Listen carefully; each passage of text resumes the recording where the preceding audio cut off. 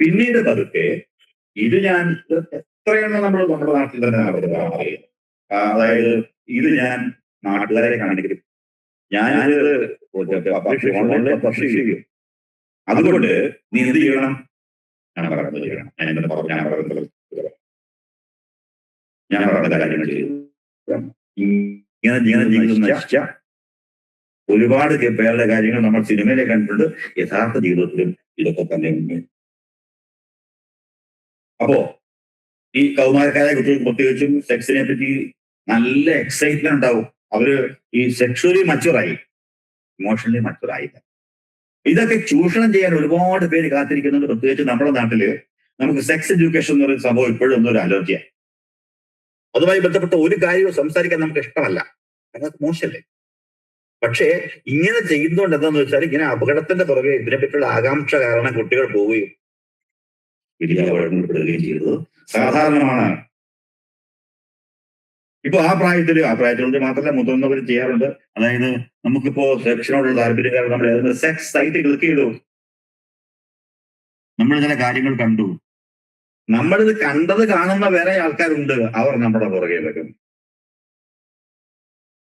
കുട്ടികളൊക്കെ ആണെങ്കിൽ നീ ഇന്ന സൈറ്റ് കണ്ടല്ലേ, അത് മതി, മുമ്പേ പറഞ്ഞ ഫോട്ടോ അയച്ചു കൊടുത്തവരൊക്കെ തന്നെ, നീ ആ സൈറ്റ് കണ്ടല്ലേ, അത് ശരി, ഞാനത് നാളെ പറയാൻ പോകട്ടെ, നീ കണ്ടത് ഞാൻ നിന്റെ കാര്യങ്ങളൊക്കെ മനസ്സിലാക്കി വെച്ചിട്ടുണ്ട്, അതിന്റെ കൃത്യമായ ഡേറ്റ ആയിട്ട് നീ എപ്പോ എത്ര സമയം എത്ര മിനിറ്റ് എത്ര സെക്കൻഡ് എന്താ കണ്ടെന്ന് എനിക്കറിയാം, അതുകൊണ്ട് ഞാൻ പറയുന്നതൊക്കെ ചെയ്യണം, അല്ലെങ്കിൽ ഞാനത് പബ്ലിഷ് ചെയ്യും. ഇങ്ങനെയൊക്കെ കുട്ടികൾ പോയി തല വെച്ചു കൊടുക്കുന്ന സംഭവങ്ങളുണ്ട്. അപ്പോ കൂട്ടുകാരന് വിശ്വാസമായി. എന്റെ പഴയ സുഹൃത്ത് കഷ്ടപ്പാടിലാണല്ലോ, അയച്ചു കൊടുത്തു. പിന്നെയാണ് മനസ്സിലാകുന്നത് ഇങ്ങനെ ഈ ഗുപ്തയെ നേരിട്ട് വിളിച്ചപ്പോ ഗുപ്ത ഇത് ആവശ്യപ്പെട്ടില്ല. ഗുപ്തയുടെ രൂപവും ശബ്ദവും എല്ലാം കൃത്രിമമായി ഉണ്ടാക്കി ഒരാളെ വിളിച്ചാൽ കഥയല്ല, നടന്ന സംഭവമാണ്, പത്രത്തിൽ ഇങ്ങനെ വന്നുകൊണ്ടേയിരിക്കുന്നതായിരുന്നു. അവസാനം ഈ പറഞ്ഞ ഗുപ്താനൊക്കെ സ്വന്തം കണ്ടുപിടുത്താണ് ആ വാക്ക്, പേര് വേറൊരു പേര് നോട്ടിന്റെ പേര്, അയാളെ പിടിച്ചു കോഴിക്കോട്ട് കൊണ്ടുവന്നു. ആ കേസിൽ നടക്കാൻ പോകുന്നു, ഒരുപാട് പഴയൊന്നുമല്ല. ഡീപ് ഫേക്കിന്റെ എക്സാമ്പിൾ ഞാൻ പറഞ്ഞാണ്. വേറെ എക്സാമ്പിൾ പറയാം. ഇപ്പോ നമ്മുടെ ഈ കേന്ദ്ര ധനകാര്യമന്ത്രി നിർമ്മല സീതാരാമന്റെ, അതുപോലെ നമ്മുടെ പ്രിയങ്ക ഗാന്ധിയുടെ ഒക്കെ വീഡിയോസ് ആണ് ഇങ്ങനെ വരുന്നത്. എന്താ പറയുന്നത്? അത് പറയുന്നത് ഇങ്ങനെ ഇൻവെസ്റ്റ്മെന്റ് ഓപ്പർച്യൂണിറ്റീസ്, നിങ്ങൾ 50,000 രൂപ നിക്ഷേപിച്ചു കഴിഞ്ഞാൽ പെട്ടെന്ന് ഇരട്ടിക്കുന്ന ഒരു സ്കീം. അപ്പൊ നമ്മൾ വിചാരിക്കും ഇത് നിർമ്മല സീതാരാമനല്ലേ, അപ്പം തെറ്റൊന്നും പറയില്ലല്ലോ, അല്ലെങ്കിൽ പ്രിയങ്ക ഗാന്ധി തെറ്റായ കാര്യം പറയുന്നത് ശരിയായിരിക്കാം, 50,000 രൂപ അല്ലേ പോട്ടെ. ഇങ്ങനെയൊക്കെ പൈസ പോകുന്ന ഒരുപാട് പേരുണ്ട്. ഈ നിർമ്മല സീതാരാമനോ പ്രിയങ്ക ഗാന്ധിയോ ഇത് അറിഞ്ഞിട്ടേ ഇല്ല. അവരുടെ പേരിൽ അവരുടെ ശബ്ദവും അവരുടെ രൂപവും അനുകരിച്ച് AI-യുടെ സഹായത്തോടുണ്ടാക്കുന്ന വീഡിയോസാണ് നമ്മൾ കാണുന്നത്. അതുകൊണ്ട് ഡീപ് ഫേക്ക് ഇതൊന്നും ആരും വീണു പോകരുത്, നമ്മുടെ കുട്ടികളോട് പറയണം. പിന്നെ മറ്റൊരു സൈബർ ത്രെറ്റ്, അഞ്ചാമതായി എനിക്ക് പറയാനുള്ളത് എക്സസീവ് ഡിപ്പെൻഡൻസ് ഓൺ AI. ഇപ്പോ AI നമ്മുടെ ഏറ്റവും നല്ല സുഹൃത്താണ്. നമ്മൾ പലർക്കും അതിനകത്ത് വലിയൊരു വിവരം ഇല്ലെങ്കിൽ നമ്മുടെ കുട്ടികൾക്ക് നല്ല വിവരമാണ്. എന്തൊരു സൗകര്യമാണ് പ്രൊജക്ട് ചെയ്യാൻ, ഏത് കാര്യം അറിയാനും AI ഏൽപ്പിച്ചു കഴിഞ്ഞാൽ മതിയല്ലോ. അപ്പോ ഏത് സംശയം ചോദിക്കാം, എന്ത് നല്ല മറുപടി, അച്ഛനാണ് സമയമില്ല, അമ്മയ്ക്കാണ് സമയമില്ല, പക്ഷെ AI എല്ലാ കാര്യവും പറയുന്നു. ഈ AI കുഴപ്പം എന്താണെന്നറിയാമോ? നമ്മൾ ഈ പറഞ്ഞ ഏതെങ്കിലും പ്രത്യേക AI ആയിരിക്കും ചോദിക്കുന്നത്, ChatGPT-യോടോ ജെമിനിയോടോ ആരെങ്കിലും ഒരു AI ആയിരിക്കും നമ്മൾ വിൽക്കാനും ചോദിക്കുന്നത്. നമ്മൾ ചോദിക്കുന്ന ചോദ്യങ്ങളെല്ലാം അവിടെ ഫീഡ് ചെയ്തിരിക്കുകയാണ്. അപ്പൊ നമ്മളെ പറ്റി പ്രൊഫൈൽ അവിടെയുണ്ട്. പിന്നെ നമുക്കുള്ള മറുപടികളൊക്കെ വരുന്നത് അതുമായി ബന്ധപ്പെട്ടാണ്. ഇത് ചിലപ്പോൾ വലിയ അപകടങ്ങളിലേക്ക് പോകാം. എക്സസീവ് ഡിപ്പെൻഡൻസ് ഓൺ AI ആണ് ആ കുട്ടിയുടെ ജീവൻ അപകരിച്ചത്. ഇങ്ങനെ ചില വലിയ വലിയ പ്രശ്നങ്ങളൊക്കെ ഉണ്ടാകാം എന്നുള്ളത് കൊണ്ട് നമ്മുടെ കുട്ടികളെ ChatGPT ഉപയോഗിക്കാൻ അനുവദിക്കരുതെന്നോ മറ്റേതെങ്കിലും AI ഉപയോഗിക്കാൻ അനുവദിക്കരുതെന്നോ അല്ലാതെ. അപ്പൊ ഇപ്പൊ അതുകൊണ്ട് ബന്ധപ്പെട്ട കാര്യങ്ങൾ പറഞ്ഞു, ഞാൻ ആ കേസ് കുറച്ച് വിശദമായിട്ട് ഇതിനു വേണ്ടി ക്ലാസ്സിന് വേണ്ടി വായിച്ചു. അപ്പോ ഇവര് പരാതി കൊടുത്തു, ഈ പറഞ്ഞ അച്ഛനും അമ്മയും പരാതി കൊടുത്തിരിക്കുകയാണ്. ഇപ്പൊ ചാറ്റ് GPT ഇടുന്ന ആദ്യം അവര് ആരും ചെയ്ത ഡിഫെൻസീവായ ചില കാര്യങ്ങൾ പറഞ്ഞു. പിന്നീട് പറഞ്ഞു ഒരു കാര്യം ചെയ്യാം, ഈ ഇത്ര പ്രായമുള്ള കുട്ടികൾക്ക് വരെ ഞങ്ങൾ കൊടുക്കുന്ന അഡ്വൈസുകളും അവരുമായിട്ടുള്ള ചാറ്റുകളും ഞങ്ങൾ വേണം മാതാപിതാക്കളുമായി ഷെയർ ചെയ്യാൻ തയ്യാറാണ്. ഇങ്ങനെ എന്തെങ്കിലും സംവിധാനം ഉണ്ടായി എളുപ്പമായി. അതായത് നമ്മുടെ കുട്ടി എന്താ നോക്കുന്നതെന്നും കുട്ടിക്ക് കിട്ടുന്ന ഉത്തരം എന്താണെന്നും കുട്ടി ചോദിക്കുന്ന ചോദ്യം എന്താണെന്നും ഒക്കെ നമുക്ക് മനസ്സിലാവില്ല. ഇങ്ങനെ എന്തെങ്കിലുമൊക്കെ സംഭവം നമ്മുടെ കുട്ടികളുടെ സേഫ്റ്റിക്ക് വേണ്ടി. ഇനി അടുത്തൊരു പോയിന്റ് ഞാൻ പറയാൻ പോകുന്നത് ഫിഷിംഗ്. FYSHING അല്ല, അതിന് മുമ്പ് ഒരു P ഉണ്ട്, ഫിഷിംഗ്. അത് ഒരു തരം ചൂണ്ടയിടലാണ്. മീൻ പിടിക്കാൻ വേണ്ടി ചൂണ്ടയിടുക. ഇപ്പൊ നമ്മൾ നേരത്തെ കേട്ടിട്ടാൻ സാധ്യതയുള്ള ഒരു എക്സാമ്പിൾ പറഞ്ഞുതരാം. വെറുതെ ഓരോ ഫോൺ നമ്പർ ഇങ്ങനെ വിളിക്കുക. വെറുതെ 100 പേരെ വിളിക്കുമ്പോ ചിലപ്പോ അത് നമുക്ക് വേണ്ട ഒരാളാകാം. നമുക്ക് വേണ്ടെന്ന് വെച്ചാൽ നമുക്ക് വേണ്ട ഒരു ഇരയാകാം. ഒരു പെൺകുട്ടി, അവിടെ ചിലപ്പോ എന്താ വിളിച്ചത്, പുരുഷനെ വിളിക്കുന്നെങ്കിൽ എന്താ വിളിച്ചത്, അങ്ങനെ അവിടെ ഒരു സൗഹൃദം തുടങ്ങാം.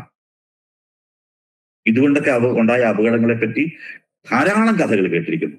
അതൊരു എക്സാമ്പിൾ ഞാൻ പറഞ്ഞതേ ഉള്ളൂ. അപ്പോ fake emails, text messages, websites ഇതൊക്കെ ഉപയോഗിച്ച് ആൾക്കാരെ കുത്തുക്കുക.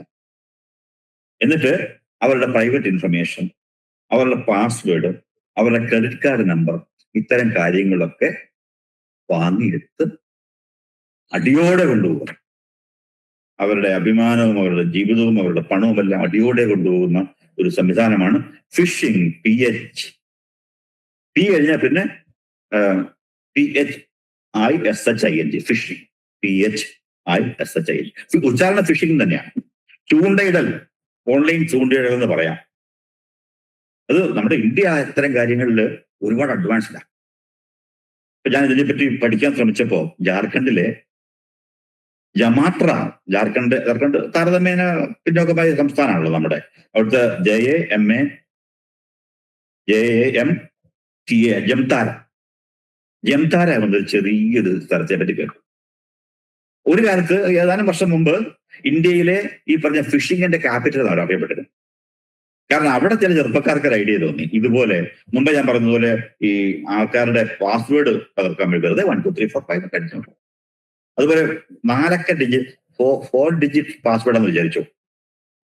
അതെന്തായാലും 100നും 999 ഇടയ്ക്കായിരിക്കും. അപ്പൊ ക്ഷമയോടുകൂടി ഒരാളുടെ 4 ഡിജിറ്റ് പാസ്വേഡ് തകർക്കാൻ വേണ്ടി ഇങ്ങനെ ആദ്യം 0 അല്ല വേണം 0 തുടങ്ങാം, 001 002 മുതൽ ഇങ്ങനെ 4 ഡിജിറ്റ് വേണമല്ലോ. 4 ഡിജിറ്റിന്റെ തുടക്കത്തില് 1001 1002 ഇങ്ങനെ 9999 വരെയുള്ള ഏത് ഭാഗം ഇവർ ക്ഷമയോടെ ഇങ്ങനെ അടിച്ച് ചിലപ്പോൾ എവിടെയെങ്കിലും എത്തുമ്പോൾ ഇയാളുടെ 4 ഡിജിറ്റ് ഏതൊക്കെ ഒരാളുടെ ഒരു പ്രത്യേക പാസ്വേഡാണ് 4 ഡിജിറ്റ് പാസ്വേഡ്. അവിടെ എത്തി അത് അവര് രജിസ്റ്റർ ചെയ്തു. അത് ഉപയോഗിച്ച് പൈസ തട്ടാം. അപ്പൊ അങ്ങനെ ഇവർ ഒരുപാട് പണം ഇങ്ങനെ അപഹരിച്ചു, കോടികൾ അപഹരിച്ചു കഴിഞ്ഞപ്പോ അധികാരികള് ബോധവാന്മാരായി അവരെ പിടിക്കുകയൊക്കെ ചെയ്തു. ഇപ്പൊ അത് പുറത്ത് പറഞ്ഞു. അപ്പോ ഇത് കണ്ടിട്ട് വേറെ ചില മറ്റു ചില സംസ്ഥാനങ്ങളുണ്ട്. കേരളയിലാക്കാത്ത അത്ര മിടുക്കന്മാരല്ല. രാജസ്ഥാൻ, UP അത്തരം സ്ഥലങ്ങളിലെ ചില ഓണം കയറാൻ മൂലകളിലാണ് ഇത്തരം വിദഗ്ധന്മാർ ഇരുന്നിട്ട് നാട്ടുകാരുടെ മുഴുവൻ പണം കൊണ്ടുവരിക. അപ്പോ ഫിഷിംഗ് അങ്ങനെ ചൂണ്ടയിട്ട് നമ്മുടെ പാസ്വേഡുകളും നമ്മുടെ പണവും നമ്മുടെ ക്രെഡിറ്റ് കാർഡ് നമ്പറും ഒക്കെ കൊണ്ടുപോകുന്ന ഒരു ഇടപാട് നമ്മുടെ ഈ പറഞ്ഞ ഡിജിറ്റൽ പ്ലാറ്റ്ഫോമുകളിലുണ്ട്. പിന്നെ OTP ഫ്രോഡ് എന്ന് പറഞ്ഞുണ്ട്. കഥ പറയാൻ എനിക്ക് ഒരുപാട് സമയം എന്നാലും എൻ്റെ ഒരു അനുഭവം പറയട്ടെ. ഒരു ദിവസം ഒരു കിളിനാഥം എന്നെ വിളിച്ചു, ഒരു പെൺകുട്ടിയാണ് വിളിക്കുന്നത്. Sir, am I speaking to Mr. George Joseph? Yes. 1 minute, sir എന്ന് പറഞ്ഞിട്ട് പിന്നെ ഒരു പുരുഷന് കൊടുക്കണം.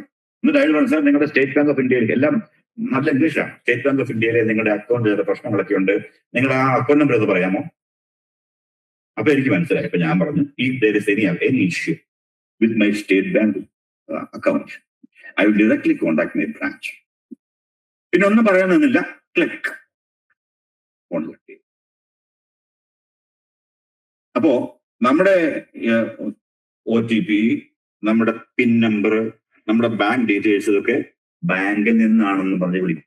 ഈ തരത്തിലുള്ള ഈ എന്താ പറയുന്നത് ഫിനാൻഷ്യൽ ഫ്രോഡ് ധാരാളം നമ്മുടെ ഈ ഓൺലൈൻ പ്ലാറ്റ്ഫോമുമായി ബന്ധപ്പെട്ട് നടക്കുന്നു. അടുത്തത് ഡിജിറ്റൽ അറസ്റ്റ് സ്കാമാണ്. അത് വിശദീകരിക്കേണ്ട കാരണം ജെറി അമർദേവ് സാറിന്റെ കാര്യം ഞാൻ പറഞ്ഞു. അദ്ദേഹത്തിനെ അറസ്റ്റ് ചെയ്യും, അദ്ദേഹത്തെ ജയിലിലാക്കും എന്നൊക്കെ പറഞ്ഞ് പേടിപ്പിച്ചാണ് ഈ കള്ളന്മാര് അദ്ദേഹത്തിന്റെ അടുത്ത് പൈസ വാങ്ങാൻ ശ്രമിച്ചത്. അതിനെ ഡിജിറ്റൽ അറസ്റ്റ് സ്കാം എന്നാണ്. ഇടയ്ക്കിടയ്ക്ക് നമ്മൾ കേൾക്കുന്നുണ്ട്. കോഴിക്കോട്ടെ ഡോക്ടറുടെ 4 കോടി രൂപ പോയി, കോട്ടയത്തുള്ള മറ്റേ ലേഡി ഡോക്ടറുടെ 3.5 കോടി രൂപ പോയി. നമ്മുടെ പൈസ ഉള്ളവരാണ്. അപ്പൊ ഇതൊക്കെ കേൾക്കുന്നുണ്ട്. ഇതൊക്കെ കൊടുക്കുക പേടിച്ചിട്ട്, ഇതിൽ മറക്കാനുള്ള ആൾക്കാരായിരിക്കാം. അങ്ങനെ അപ്പൊ ഇതൊക്കെയാണ് പൊതുവെ പറഞ്ഞു കഴിഞ്ഞാൽ ഡിജിറ്റൽ ത്രെറ്റ്സ്, സൈബർ ത്രെറ്റ്സ്. ഇനി അപ്പോ ഇതെല്ലാമാണ് അപകടമെങ്കിൽ എങ്ങനെ നമുക്കിതിനെ നേരിടാം, എങ്ങനെ അപകടങ്ങൾ ഒഴിവാക്കാം? ഇതാണ് എന്റെ ക്ലാസിന്റെ അടുത്ത ഭാഗം. നമുക്ക് ഇതുമായി ബന്ധപ്പെട്ട നിയമങ്ങളെ പറ്റി കുറച്ച് ധാരണ ഉണ്ടാകണം. കുട്ടികളുമായി ബന്ധപ്പെട്ടുള്ള കുട്ടികളുടെ ഓൺലൈൻ സുരക്ഷയുമായി ബന്ധപ്പെട്ട് ഇന്ത്യയിലെ, നമ്മുടെ നാട്ടിലെ നിയമങ്ങൾ വളരെ കർശനമാണ്. പലതും ആധുനികമാണ്, അടുത്ത കാലത്ത് വന്ന നിയമങ്ങൾ. അതുകൊണ്ട് തന്നെ വളരെ സ്ട്രോങ് ആയിട്ട് ഇപ്പോൾ ഉണ്ടാകുന്ന ഭീഷണികളെ നേരിടാൻ വേണ്ടി തന്നെ ഉണ്ടാക്കിയ നിയമങ്ങളാണ്. ഒന്ന്, IT act 2000, information technology act 2000. അതിലെ section 67, section 67A, section 67B, 66D, ഇതൊക്കെ ഞാൻ വിശദമായിട്ട് ഓരോന്നിന്റെയും കാര്യങ്ങൾ പറയുന്നില്ല. ഇതൊക്കെ കുട്ടികളെ ഉൾപ്പെടുത്തിയിട്ടുള്ള ലൈംഗിക പ്രവൃത്തികൾ, ദൃശ്യങ്ങൾ പ്രസിദ്ധീകരിക്കുന്നത്, കമ്പ്യൂട്ടർ സഹായത്തോടെ ആൾമാർക്കം നടത്തി വഞ്ചിക്കുന്നതിനുള്ള ശിക്ഷ, പിന്നെ ഇലക്ട്രോണിക് രൂപത്തിൽ അശ്ലീലം പ്രചരിപ്പിക്കുന്നതിന്റെ ശിക്ഷ, ലൈംഗിക പ്രവൃത്തികൾ പ്രകടമാക്കുന്ന ഉള്ളടക്കം ഇലക്ട്രോണിക് രൂപത്തിൽ പ്രചരിപ്പിക്കുന്നതിനുള്ള ശിക്ഷ, ഷെയർ ചെയ്യുന്നുള്ള ശിക്ഷ, ഇതൊക്കെയാണ്. എല്ലാം വലിയ ശിക്ഷകളാണ്. 5 വർഷം, 7 വർഷം തടവ്, 10 ലക്ഷം രൂപ പിഴ, ഇതൊക്കെയാണ് പറയുന്നത്. അപ്പോ ഈ പറഞ്ഞ ഈ സെക്ഷൻസ് എല്ലാം നമുക്ക് കാണാതെ പഠിക്കേണ്ട ആവശ്യമില്ല. എന്നാൽ പോലും ശക്തമായ ശിക്ഷ ഈ സൈബർ കുറ്റവാളികൾക്ക് കൊടുക്കാനുള്ള സംവിധാനം നമ്മുടെ രാജ്യത്തുണ്ട്. നമ്മൾ പരാതിപ്പെടാൻ തയ്യാറാവണം. ഇനി രണ്ടാമത്തെ നിയമം, കുട്ടികളെ സഹായിക്കാൻ വേണ്ടി ഉണ്ടാക്കിയ രണ്ടാമത്തെ നിയമം പോക്സോ ആക്ട് 2012.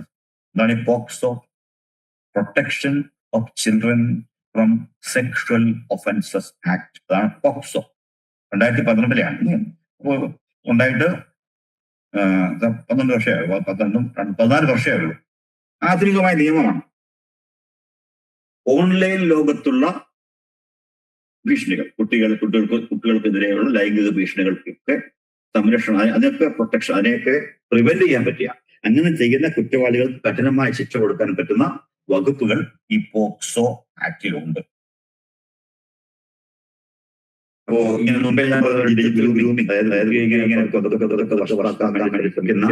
ആ സംഭവം, അതിനൊക്കെ ശരിക്ക് തെളിവുണ്ടാവുമല്ലോ. അതായത് ഒരാള് ചെയ്യുന്ന ഒരു കാര്യവും എല്ലാ കാലത്തേക്കും രഹസ്യമാക്കി വെക്കാൻ ഓൺലൈനിൽ സാധിക്കില്ല. അതറിയാവുന്ന ആൾക്കാർ തപ്പിപ്പോയി കഴിഞ്ഞാൽ ഇതല്ല. അപ്പൊ അതുകൊണ്ട് തന്നെ ഡിജിറ്റൽ ഗ്രൂമിംഗ്, സ്റ്റോക്കിംഗ് എന്ന് വെച്ചാൽ ഒരാളെ ഇങ്ങനെ പുറകെ നടന്ന ശല്യം ചെയ്യാൻ, എക്സാമ്പിളിലേക്ക് തോന്നുന്നില്ല. ഇത്തരം കാര്യങ്ങൾ ഓൺലൈനിൽ പതിവാണ്. മൊബൈൽ ഫോൺ ഓൺ ചെയ്താൽ അപ്പൊ എന്നെ എന്റെ പുറകെ ശല്യം ചെയ്യുന്ന ആളുകൾ മനസ്സിലാക്കും. ഇത്തരം രീതികളുണ്ടല്ലോ.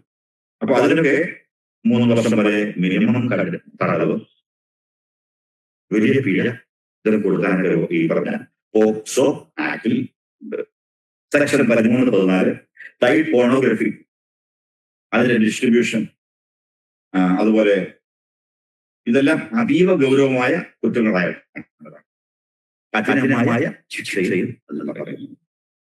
അതുപോലെ ഇന്ത്യൻ കോൺട്രാക്ട് ആക്ട് എന്ന് പറഞ്ഞുണ്ട്. ഇതേ ഉള്ളൂ. 18 വയസ്സിൽ താഴെയുള്ള കുട്ടികൾക്ക് ഏതെങ്കിലും ഒരു കോൺട്രാക്ട് ഒപ്പിടാനോ എന്തെങ്കിലും വ്യാപാരത്തിൽ ഇടപെടാനോ ചില റെസ്ട്രിക്ഷൻസ് ഉണ്ട്. ഇങ്ങനെ ഈ സൈബർ ഗ്രൂമിംഗ് വഴിയൊക്കെ കുട്ടികളെയൊക്കെ എന്തെങ്കിലും ഒപ്പിടോ, നീ ഒപ്പിട്ട് തന്നതല്ലേ, ഇനി രക്ഷപ്പെടാൻ പറ്റില്ല, പിന്മാറാൻ പറ്റില്ല എന്ന് പറഞ്ഞ അത്തരം സംഭവങ്ങൾക്കെതിരെയുള്ള ഒരു പ്രിവെൻഷനാണ് ഇന്ത്യൻ കോൺട്രാക്ട് ആക്ടിലെ ചില വകുപ്പുകൾ. അപ്പൊ നമ്മുടെ ഇന്ത്യൻ പീനൽ കോഡിന്റെ പേര് മാറി, അറിയാമോ? 2023 അതിന്റെ പേര് BNS എന്നായി മാറി. എന്താ അതിന്റെ ഫുൾ ഫോം? BNS, ഭാരതീയ ന്യായ സംഹിത. പണ്ടുണ്ടായിരുന്ന നമ്മുടെ ഇന്ത്യൻ പീനൽ കോഡ് IPC ഉണ്ടായിരുന്ന മിക്കവാറും വകുപ്പുകളും കാലത്തിനനുസരിച്ചുള്ള പുതിയ കാര്യങ്ങളുമാണ് ഈ BNS ഉള്ളത്. അപ്പൊ അതിൽ പുതിയ ചേർത്ത കാര്യങ്ങളാണ് സ്വകാര്യതാ ലേഖനം ഓൺലൈൻ, അപകീർത്തികരമായ വിവരങ്ങൾ ഓൺലൈനിൽ പ്രചരിപ്പിക്കുക, വ്യാജ ചിത്രങ്ങളും വീഡിയോകളും, മോസ്റ്റ് പിക്ചേഴ്സ്. ഇങ്ങനെയൊക്കെയാണല്ലോ ആൾക്കാരെ മോസ്റ്റ് പിക്ചേഴ്സ് ഉപയോഗിച്ച് എത്ര ആൾക്കാരുടെ ജീവിതം നശിപ്പിച്ചിരിക്കുന്നു. മോസ്റ്റ് പിക്ചേഴ്സ്, മാനിപ്പുലേറ്റഡ് ഇമേജസ്, ഇതൊക്കെ പ്രചരിപ്പിക്കുന്നത്. ഇത്തരം കുറ്റകൃത്യങ്ങൾക്ക് കഠിനമായ ശിക്ഷ നമ്മുടെ ഈ 2023 ഭാരതീയ ന്യായ സംഹിതയിൽ അതിനുള്ള വകുപ്പുകളുണ്ട്. ഇനി നമുക്കെതിരെ ഒരു സൈബർ അറ്റാക്ക് ഉണ്ടായി, നമ്മുടെ കുട്ടിക്കെതിരെ ഒരു സൈബർ അറ്റാക്ക് ഉണ്ടായി. അത് സൈബർ അറ്റാക്ക് മുമ്പേ പറഞ്ഞ എന്തുമാകാം, എന്ത് എക്സ്പെക്ട് അൺഎക്സ്പെക്ടഡ് എന്നാണല്ലോ. സുഖമായി ജീവിക്കാനുള്ള വലിയ പ്രിൻസിപ്പാണ് എക്സ്പെക്ട് അൺഎക്സ്പെക്ടഡ്. എപ്പോഴും പ്രതീക്ഷിക്കണം. നമ്മൾ പ്രതീക്ഷിക്കാത്ത കാര്യങ്ങൾ എപ്പോഴും സംഭവിക്കാമെന്ന് നമ്മൾ പ്രതീക്ഷിക്കണം. അപ്പോ സൈബർ അറ്റാക്ക് ഉണ്ടായി, നമ്മുടെ കുട്ടിയാണ് അതിന്റെ വിക്ടിം, എന്ത് ചെയ്യും? അല്ലെ നമ്മളാണ് അതിന്റെ വിക്ടിം, എന്ത് ചെയ്യും?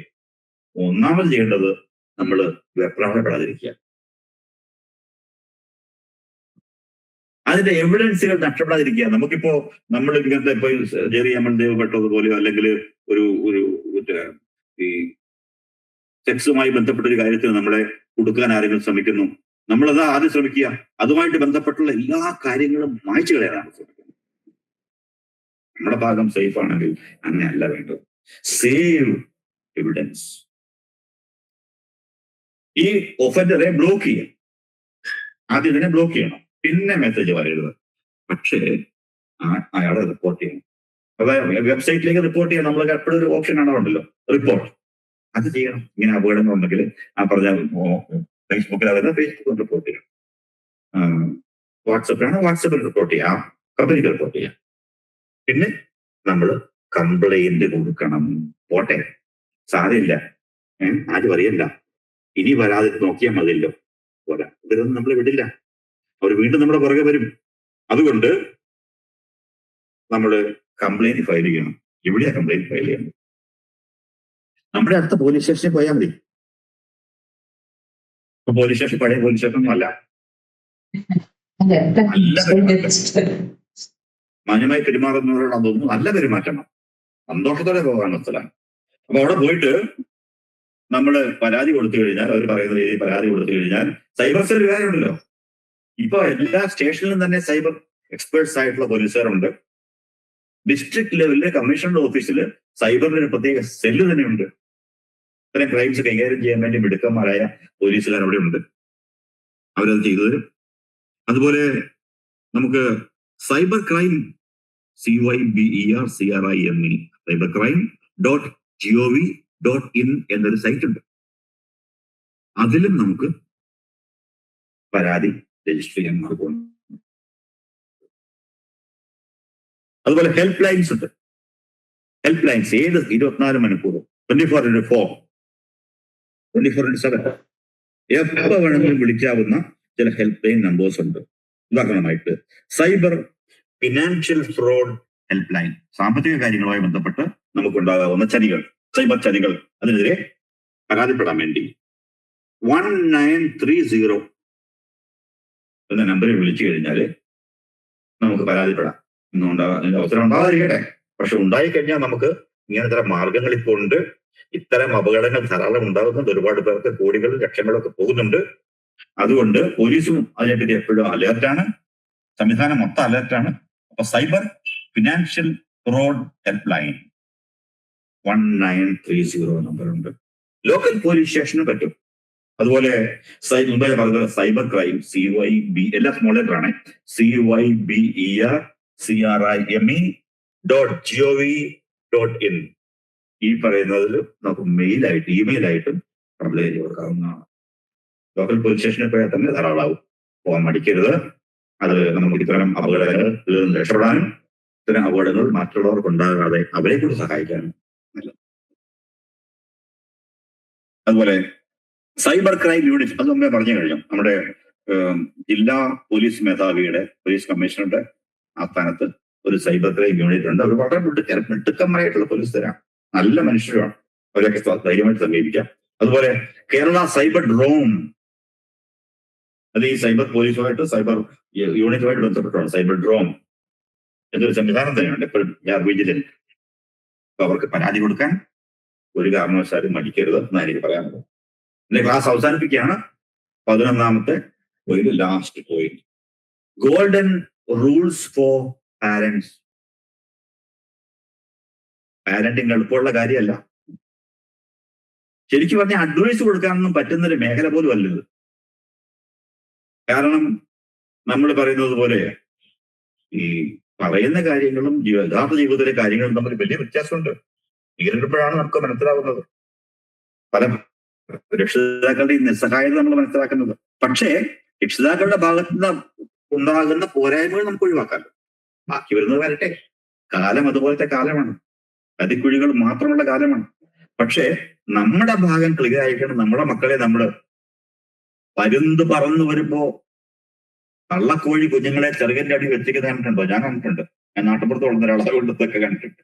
അപ്പൊ അങ്ങനെ സൈബർ നമ്മൾ പറഞ്ഞ WWW വേൾഡ് വൈഡ് വെബിലെ വലിയ എട്ടുകാരികളോ ആ സൈബർ ആകാശത്ത് പറന്നു വരുന്ന പരുന്തുകളോ നമ്മുടെ കുഞ്ഞുങ്ങളെ അഞ്ചിക്കൊണ്ട് പോകാതിരിക്കാൻ നമ്മൾ എപ്പോഴും ശ്രദ്ധിക്കണം. അവരെ നല്ലപോലെ സ്നേഹിക്കണം, സ്നേഹമുണ്ടെന്ന് നമുക്ക് തോന്നണം, അവരുമായി സംസാരിക്കണം.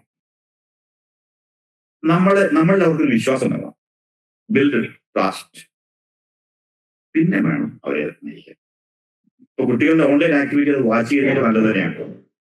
എല്ലാ സമയത്തും പരിശോധിക്കണമെന്ന് പറയുന്നത്. പക്ഷെ എന്നാൽ അവരുടെ ലാപ്ടോപ്പും നമ്മുടെ കുട്ടികളുടെ മൊബൈൽ പരിശോധിക്കാൻ അവർ പ്രായപൂർത്തിയാകുന്ന പോലെ. എപ്പോഴാണ് ഒരു കുട്ടി പ്രായപൂർത്തിയാകുന്നത്? ലീഗലി ഇന്ത്യയിൽ 18 വയസ്സ്. അതുവരെ ഉള്ള കുട്ടികളാണെന്ന് തന്നെയാണ്. +2 പഠിക്കുന്ന ആൾ പോലും കുട്ടിയാണ്. അപ്പൊ കുട്ടികൾക്ക് പക്വത കുറവ് കൊണ്ട് ചില അപകടങ്ങൾ ഉണ്ടാകാം. അപ്പൊ അതുകൊണ്ട് നമുക്ക് മൊബൈൽ ഫോണൊക്കെ പരിശോധിക്കാനുള്ള അവകാശമുണ്ട്. പക്ഷെ കുട്ടിക്ക് തീരെ പ്രൈവസി കൊടുക്കാതെ ആകുക. ചിലപ്പോ കുട്ടി മൊബൈൽ ഫോൺ നോക്കാൻ നല്ല കാര്യമായിരിക്കാം, അവൻ പഠിക്കാതിരിക്കാം. ഒരു രക്ഷിതാവിന്റെ പരാതി പറഞ്ഞു കേട്ടു, എന്റെ മോൻ എപ്പോഴും മൊബൈലില്ല. അപ്പൊ ഇത് കണ്ടു അടുത്ത ദിവസം ഇയാൾ ബലമായിട്ട് അവരുടെ മൊബൈൽ ഫോൺ പിടിച്ചു നോക്കി. അപ്പൊ അവന്റെ കൂട്ടുകാരുമായിട്ട് ഒരു ഗ്രൂപ്പ് ചർച്ച നടത്തുകയാണ്. അവരുടെ പ്രൊജക്ട് ചെയ്യുന്നതിനെപ്പറ്റി ചർച്ച ചെയ്യണം. ഈ അച്ഛന് നാണക്കേട് തോന്നിച്ചേ, ഞാൻ എന്റെ മകനെ വിശ്വസിച്ചത്. അപ്പൊ ഈ അധിക സർവേലൻസിനും തീരെ ശ്രദ്ധിക്കാതിരിക്കുന്നതിനും ഇടയ്ക്കുള്ള ഒരു മിഡ് പോയിന്റ് ഉണ്ട്. അതാണ് ശരിയായ പോയിന്റ്. അതെവിടെയാണ് കണ്ടുപിടിക്കേണ്ടത്? ഓരോ കുടുംബത്തിന്റെയും കുട്ടികളുടെയും പ്രത്യേക സാഹചര്യങ്ങളിലൊക്കെ ബന്ധപ്പെട്ടത്. പക്ഷെ അങ്ങനെ വേണം, ആ തരത്തിലുള്ള ഒരു ഓപ്റ്റിമം ലിമിറ്റ് വേണം. ശരി, അപ്പോ ഗോൾഡൻ റൂൾസ് ഫോർ പാരന്റ്സ്. കുട്ടികളുമായി സംസാരിക്കണം. രണ്ടാമത്തെ പോയിന്റ്, ലേൺ. ഇപ്പൊ ഈ പുതിയ ഗാഡ്ജറ്റ്സ് ഒക്കെ വരുമ്പോഴത്തേക്ക് 2 വർഷം എനിക്കിതൊന്നും അറിയില്ല. ഞാൻ എന്റെ മൊബൈലുമായി ബന്ധപ്പെട്ട ലെവലിൽ ഈ പറഞ്ഞ ഈ ഗൂഗിൾ മീറ്റിൽ കയറാൻ തന്നെ ചെറിയൊരു ടെക്നിക്കൽ ഇഷ്യൂ ഉണ്ടായി. ഇപ്പൊ എന്റെ മോനെ അറിയിച്ചത് അവരൊക്കെ എടുക്കാൻ വരാം. അപ്പൊ അവൻ വന്ന് ഒരു നിമിഷം, ഒരു 2 സെക്കൻഡ് അവരാണ് കണക്ട് ചെയ്തത്. അപ്പൊ അങ്ങനെ നമ്മളുടെ പോരായ്മകൾ നികത്തേണ്ടവരാണോ? പക്ഷേ അത് അവർ മുതലെടുക്കുക. അപ്പൊ അതുകൊണ്ട് നമ്മൾ എന്ത് ചെയ്യണം? പുതിയ കാര്യങ്ങൾ നമ്മൾ പഠിച്ചുകൊണ്ടിരിക്കണം.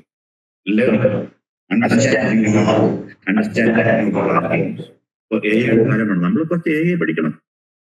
AI പഠിക്കാൻ പല സംവിധാനങ്ങൾ ഉണ്ടാകുന്ന ഞാൻ ശ്രദ്ധിക്കുന്നുണ്ട്. കുറച്ച് പൈസ മുടക്കിയപ്പോഴും കുഴപ്പമില്ല. AI പറ്റി നമ്മൾ കുറച്ച് കാര്യങ്ങൾ പഠിച്ചെടുക്കണം. AI ഉപയോഗിക്കാൻ നമ്മൾ പഠിക്കണം എന്ന് ഞാൻ പറയാം. ശരി, ഇനി ഒബ്സർവ്. നമ്മുടെ മക്കളെ ഒബ്സർവ് ചെയ്യണം. പക്ഷെ 24 മണിക്കൂറും നമ്മുടെ പോലീസ് സർവൈലൻസ് പോലെ ആവരുത്.